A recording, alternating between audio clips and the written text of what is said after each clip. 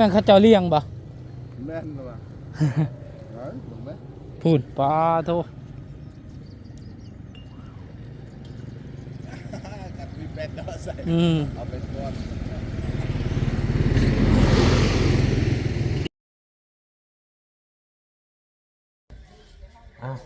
บัดนี้เปิดคลิปเปิดภาพมากมาพบมาพอกับป่ามันคงคือเก่าพี่น้องตอนนี้ก็ยังอยู่ที่โรงพยาบาลเนาะมาแต่คืนนี้พี่น้องก็หลังจากเฮามาแต่พูนแหละพี่น้องอยู่เมืองพนทองแต่เมืองพนทองกับไกลแห้งเลยพี่น้องสักเท่าใดชั่วโมงไปไกลแห้งเพราะว่าแต่บ้านของน้องดาวนี่ทางบ้านเป็นคงกับแนะนำแล้วทางเพิ่นว่าคือบ่ไปเมืองเฮาเองนะเมืองง่อยนี่แหละ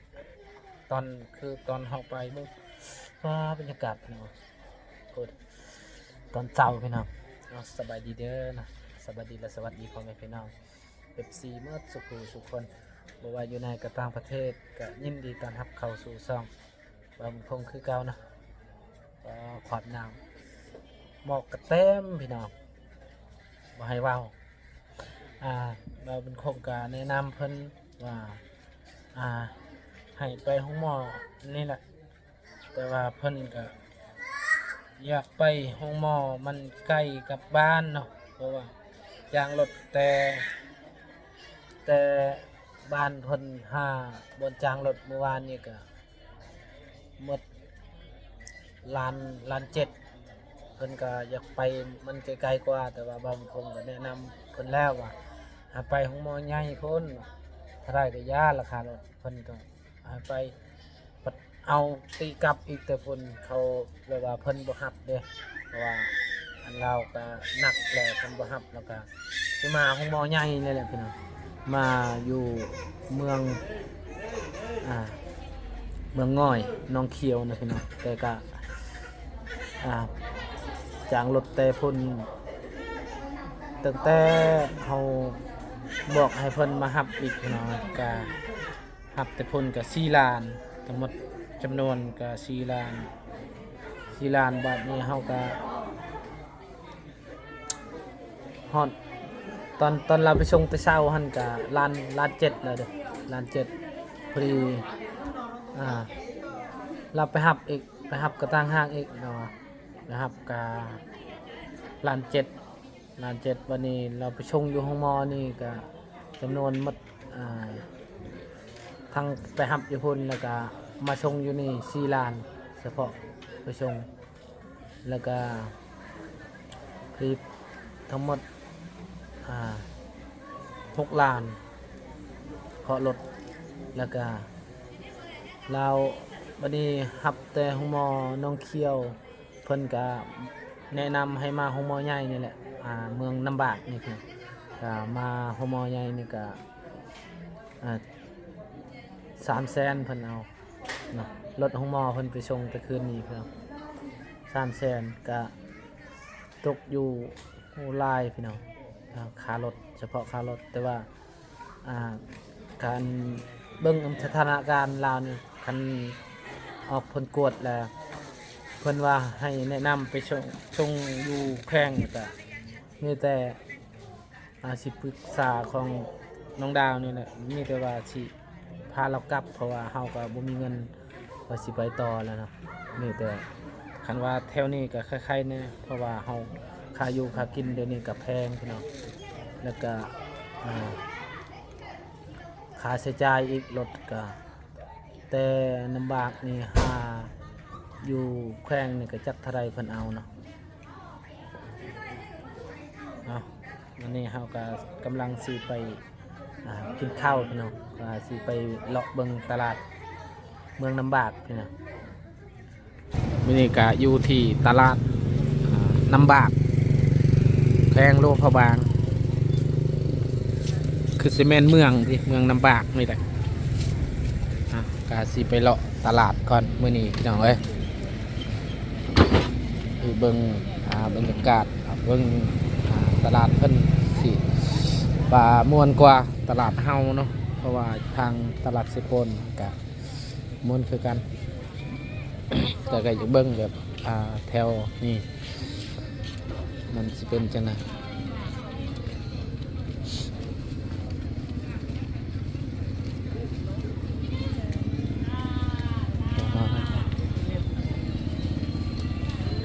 เขาจะขายป่าขาย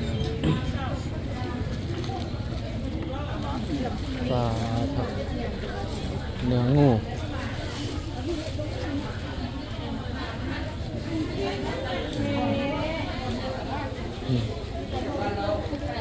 งูยังก็งูเหลื่อมเนาะงูเหลื่อม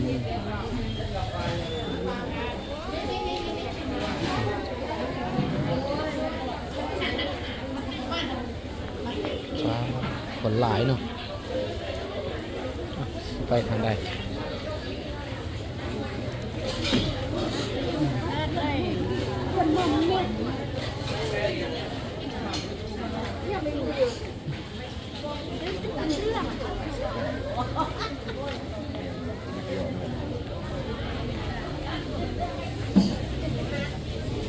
ปลาจากปลาอย่างนี้นะ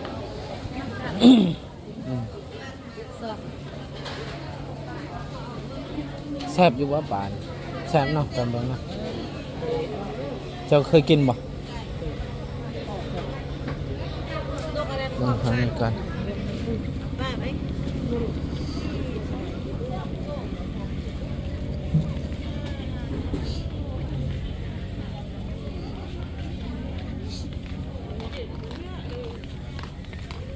หนองคมสอนเด้อ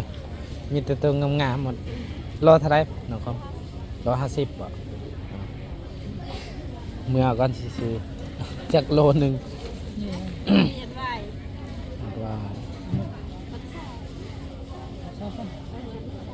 จะเฮ็ดอยู่ใช่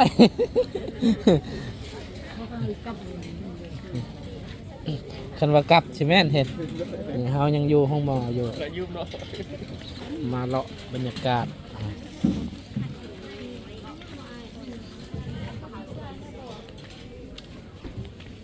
ว้าทุก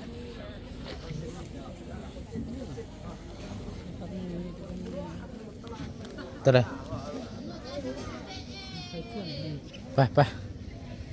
กลับก่อนพี่น้องกลับอยู่ห้องหมอนี่แหละ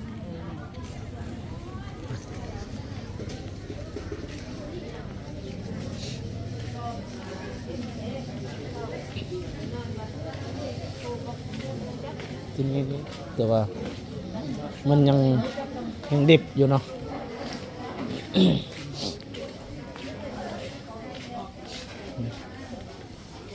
ยังเป็นสมุนไพรบ่นี่แม่นบ่แม่นบ่เครื่องปรุงนี่มีเป็นสักขั้นนี่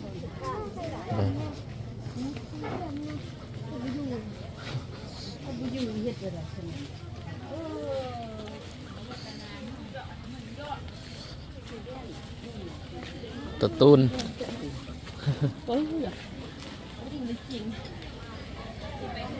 สัตว์ป่าสินพันคือมันตุ้นเอาใส่ไปปิ้งกันแซ่บปลาหน่อไม้พี่น้องลายแห้งเลย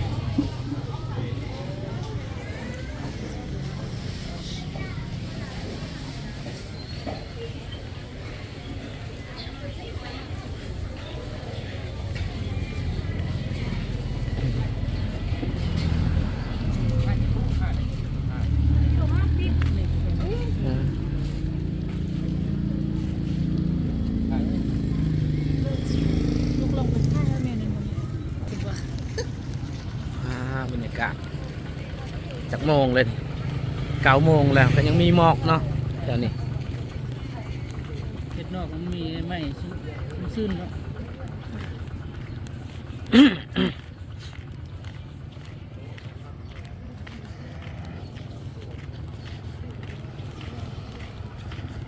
บ่ได้เอาไปจับมา บ่ได้จับบ่ได้เอาตัวนี้ก็ได้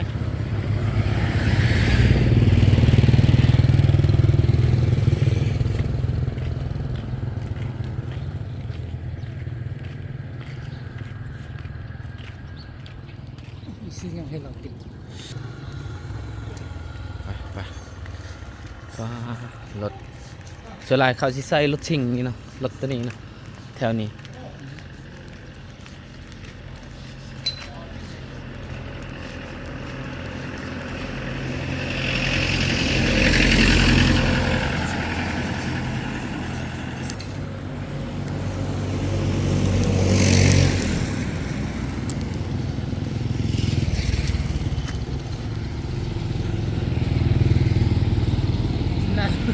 ควรลำบาก อะไรวะคิดว่าโอ้ย่างไปมัน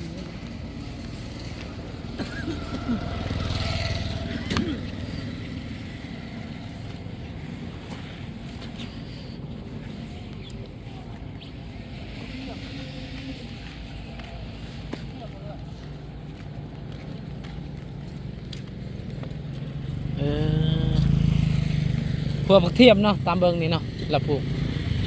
แม่นผักเทียมนะว้างามแหงเลยโอ้นำกะใส่มีบ่ป่าแถวนี้เนาะนำนี้เนาะคือซิบ่มีแล้วตามเบิงนี่เพราะว่ามานำแคมป์บ้าน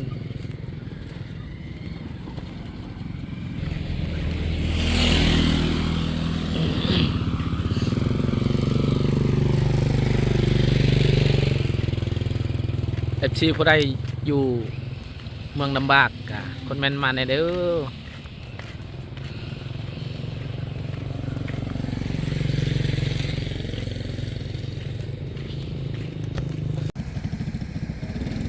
คงมอสมสนลำบากไป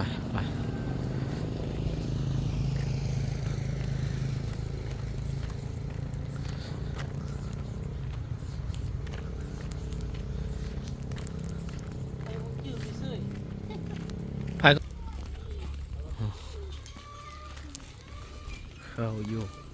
คงมอคือเก้าพี่น้องกาสิเบิ้งผลกวดของลุงก่อนมื้อนี้พยาธิอย่างเนาะหลังจากที่กวดเรียบร้อยแล้วกับเพิ่นเบิ้งตามอาการนี่แหละคันว่าเพิ่นชงอยู่แข้งเขากับสิเมื่อเนาะตีกลับเพราะว่าบ่ได้มีเงินนะมีแต่เงินจ่ายรถค่ารถกับหมดทั้งหมดเมื่อวานนี่ก็6 ล้านหมดเฉพาะค่ารถซื่อๆแต่ว่าคันว่าเพิ่นว่าหับบ่ได้ก็มีแต่สีติกลับเมื่อกลับ เบิ่งอยู่เฮือนนี่แหละก็เพราะว่าสิจ้างรถอีกเมื่อไปก็ประมาณเช่าอีกก็ประมาณสำนั่นแหละนั่นแหละเฮาจึงแบบขายดินก็บ่ตกเพราะว่าเพิ่นก็บ่ได้ซื้อดินว่าสิคันว่ามีเพิ่นซื้อดินก็สิขายดินเพราะว่าแถวนี้ก็ดินบ่มีราคาปานใดพี่น้องกว้างๆนี่ก็คันเฉพาะอยู่บ้านของบาวบุญคงนี่โอ้ดินนั่นก็ประมาณอยู่100พุ่นแหละแต่ว่าอยู่นี่ก็15 ล้านนี่แหละตอนนี้ก็กำลังสีไปกวดเอ็กซเรย์บ่อยู่นี่นะอยู่นี่บ่อยู่ใส่เบิ่งไทม์ทันบ่ติดรอนี่ก็ได้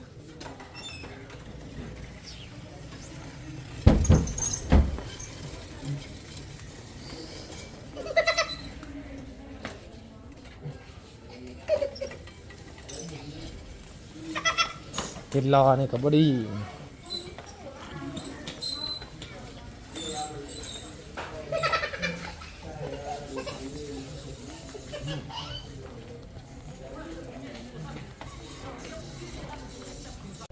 ว่าปลาลายยลีนำเนี่ยพูนพี่น้องโอ้โธ่โอ้ใหญ่แหงเลย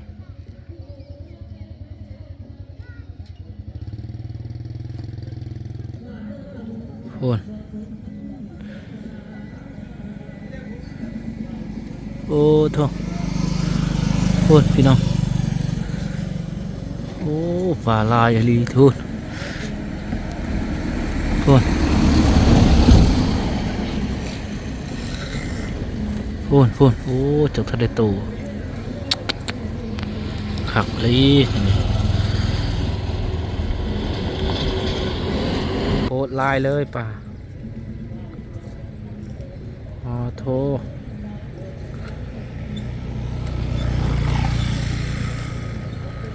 พูนปลาใหญ่ก็มีโอ้คักคักคักปลาเมืองลำบากพี่น้องเอ้ยลายแห้งอะไรพูนตัวนั้นใหญ่เลย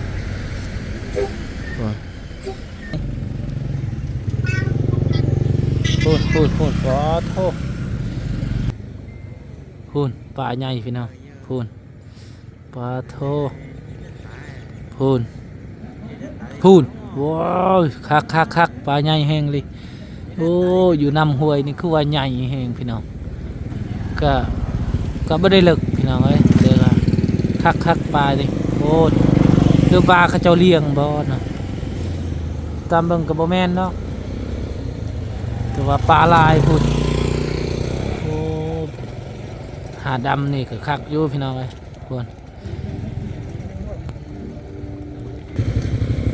ตัวชีวิตกับบางคนคงคิดว่าบ่มีปลาเนาะนำเบิ่งคือว่ามันเปื้อนแน่หน่อยหนึ่งแต่ว่าโอ้ปลานี่ก็โคตรลายพี่น้องเอ้ยอ๋อวัดมาแดดนี่พี่น้องมาตอนเที่ยงกับปลาลายแห้งลีน้ำนี่โอ้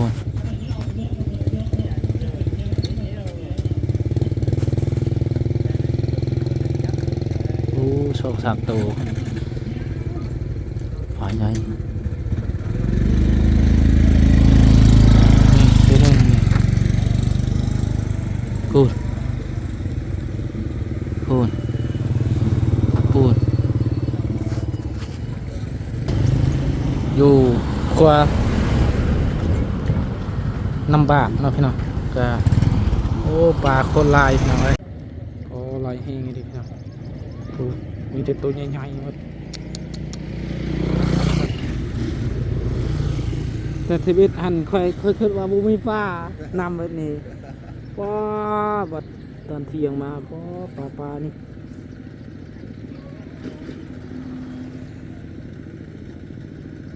ผักแห้งรีธรรมชาติปลาใหญ่คือเขาเจ้าเลี้ยงนี่แหละตามเบิ่งนี่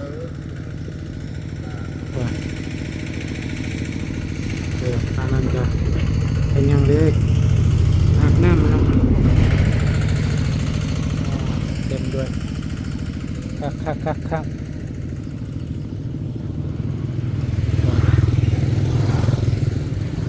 ขัวน้ำบากพี่น้อง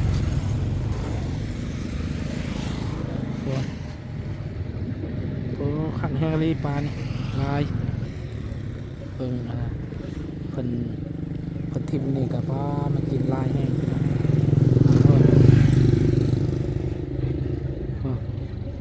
นะโอ้ตัวญาติกันอยู่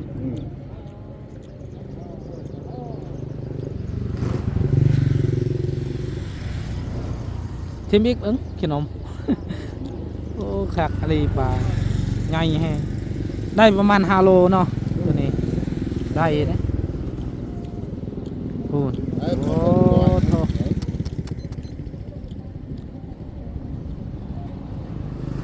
ใส่มองนี่คือสิคักนี่ มองตัวดำใจ แม่นโอ้ครับ